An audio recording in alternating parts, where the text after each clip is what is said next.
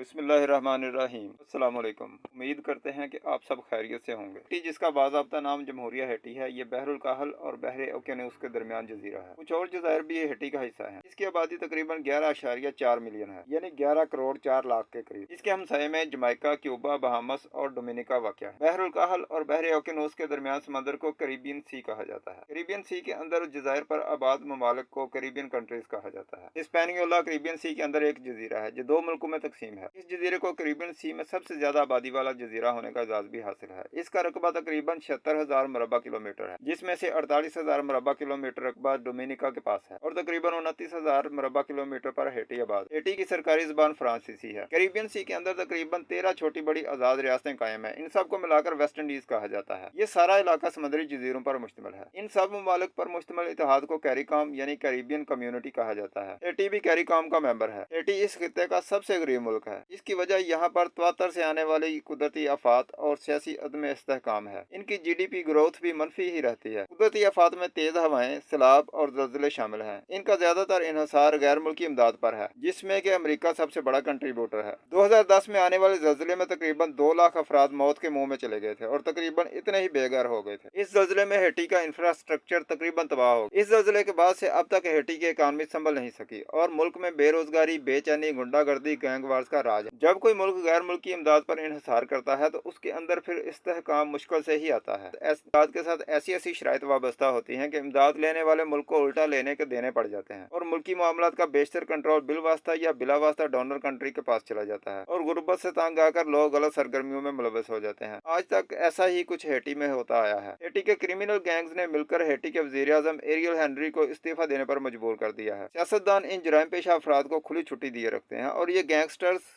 सियासतदानों के इक़्तिदार को तहफ़्फ़ुज़ देते हैं। ये गैंग मुखालिफ पार्टी के खिलाफ एक प्रेशर ग्रुप के तौर पर काम करते हैं। एक स्टडी के मुताबिक हैटी में 200 के करीब जराइम पेशा गैंग मौजूद हैं। मौजूदा सूरत हाल में 2 बड़े गैंग्स मुलविस हैं। हम भी फिलहाल इन्हीं 2 गैंग्स तक महदूद रहेंगे। इन 2 ग्रुपों में एक G9 है और दूसरे ग्रुप का नाम G-PEP है। G-PEP को G9 के खिलाफ लड़ने के लिए सरकारी तौर पर बनाया गया। G9 गैंग को G9 इसलिए कहा जाता है क्योंकि शुरू में इस ग्रुप में शामिल होने वाले छोटे बड़े 9 गैंग थे। बाद में बहुत से और गैंग भी इसमें शामिल हुए। इस गैंग का सरगना जिम्मी चेरीजियर है, जिसका निकनेम बारबेक्यू है। बारबेक्यू के मुखालफिन के मुताबिक जिम्मी चेरीजियर को बारबेक्यू इसलिए कहा जाता है क्योंकि ये अपने मुखालफिन को जिंदा जला देता है और बारबेक्यू बना देता है। जबकि जिम्मी का कहना है कि इसकी माँ एक मुर्गी फरोश थी, इसलिए बचपन से उसकी उर्फियत बारबेक्यू है। जिम्मी चेरीजियर बुनियादी तौर पर एक पुलिस ऑफिसर था जो कि हंगामों और मारदाड़ के वाकयात को कंट्रोल करने वाले स्क्वाड में शामिल था। जिम्मी के गैंग के लोग अमूमन अवामी जगहों पर फौजी यूनिफॉर्म और कैप्स में नजर आते हैं। ये लोग सियासतदानों को करप्ट कहते हैं। जिम्मी चेरीजियर खुद को इनकलाबी लीडर कहता है और मसल्ला जिद्दोजहद पर यकीन रखता है। हैटी में कोई रेगुलर आर्मी नहीं है, पुलिस ही दिफा की जिम्मेदारी अदा करती है। बारबेक्यू हैटी के ताकतवर तरीन गैंग लीडरों में से एक माने जाते हैं। इस वक्त उनका शुमार मुल्क की सबसे ताकतवर सियासी शख्सियात में होता है। हैटी के ज्यादातर अवाम बारबेक्यू को पोर्ट ऑफ प्रिंस में होने वाले बड़े पैमाने पर कत्लेआम का जिम्मेदार समझते हैं। पोर्ट ऑफ प्रिंस हैटी का दारुल खिलाफा है। मार्च 2024 के अवाइल में G9 ने हैटी की सबसे बड़ी जेल तोड़ी और तकरीबन 3700 के करीब कैदियों को फरार करवा दिया। इन हमलों में इंटरनेशनल एयरपोर्ट पर हमला भी शामिल है। चेरीजियर ने इन हमलों की जिम्मेदारी कबूल की और कहा कि इन हमलों का मकसद वजीर आजम हेनरी का तख्ता उलटना और इक़्तिदार पर कब्जा करना था। उसने कहा कि अगर वजीर आजम मुस्तफी ना हुए तो हम मुल्क को बराह रास्त खाना जंगी की तरफ ले जाएंगे, जिसका खात्मा नस्ल कुशी पर होगा। दूसरी तरफ फरवरी 2024 में कैरिबियन कम्युनिटी का इजलास जमैका के शहर किंगस्टन में मुनक्कद हुआ, जिसमें कैरिकॉम तंजीम के रुकन ममालिक के अलावा अमेरिका, बरतानिया, फ्रांस के नुमाइंदों ने भी शिरकत की। हैटी में 2016 से इंतखाबात इल्तवा का शिकार हैं, जिसकी वजह वहाँ के खराब हालात को करार दिया जाता है। कैरिकॉम के इजलास में शिरकत के लिए हैटी के वजीर आजम भी जमैका जा रहे थे, लेकिन रास्ते में उन्हें अमेरिका के ज़ेरे इंतजाम जजीरा पुर्टो रिको पर रोक लिया गया और उनकी नकलो हरकत पर पाबंदी लगा दी। उनको कहा गया कि फिलहाल हैटी के हालात अच्छे नहीं, वहाँ आपकी जान को खतरा है। हैटी के वजीर आजम कैरिकॉम के इजलास में दीगर ममालिक से कीनिया की ज़ेरे क़यादत अमन फौज मंगवाना चाहते थे, जिस पर उन्होंने बात करनी थी। उनका ख्याल था हैटी की पुलिस ताकतवर गैंग्स की मौजूदगी में पुरअमन इलेक्शन नहीं करवा सकेगी। कैरिकॉम का इजलास वजीर आजम हेनरी के बगैर ही मुनक्कद हुआ। इसके बाद वजीर आजम हेनरी से जबरदस्ती बयान दिलवाया गया, जिसमें उन्होंने अबूरी सदर नामजद करने और वजारती उज़्मा से इस्तीफा देने का ऐलान किया। हैटी के अवाम भी हेनरी को जराइम पेशा गैंग्स का हामी समझते हैं। अवाम का ख्याल है कि हेनरी के होते हुए जराइम पेशा गिरोहों ने खूब पैसा बनाया। वहाँ के जराइम पेशा लोग ज्यादातर अगवा, बराए तावान, किराए के कत्ल और मनशियात फरोशी से पैसा कमाते हैं। हैटी और इसके गैंग्स के बारे में दिलचस्प चीजें अगले आने वाले व्लॉग्स में आपको बताएंगे। आज के लिए इतना ही। अपना और अपने अजीज़ों कारब का बहुत सारा ख्याल रखें और हमारे चैनल को सब्सक्राइब करना मत भूलें। खुदा हाफिज़।